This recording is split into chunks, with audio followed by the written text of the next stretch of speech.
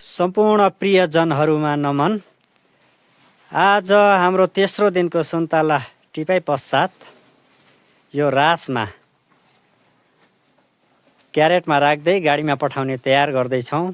त्यसै बेलामा हाम्रो पाणिनि 2 स्वास्थ्य चौकी प्रमुख आदरणीय व्यक्तित्व ध्रुव सर पनि संयोगले हाम्रो बगैँचा अनुगमन गर्न आउनु भएको थियो।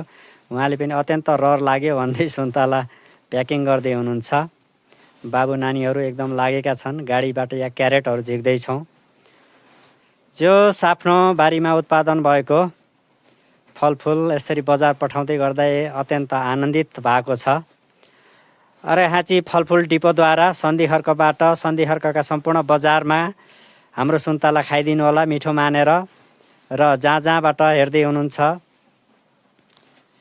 माया स्वरूप एक लाइक ठोकिदिनु होला। यो हाम्रो सुन्तला बगैँचा ल हेर्नुहोस्, अझै पनि भोलिलाई लगभग काम बाँकी नै छ।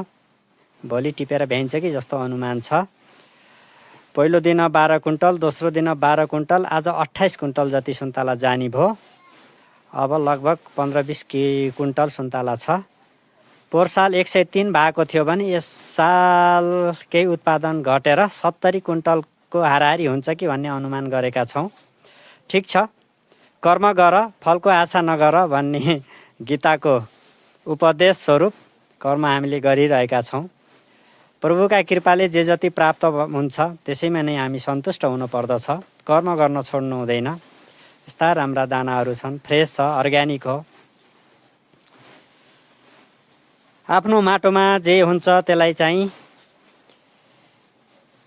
आफूले पहिचान गरेर गरियो भने सुन्तला हुने ठाउँमा सुन्तला, अन्य हुने ठाउँमा गऱ्यो भने राम्रो हुन्छ। जय होस्।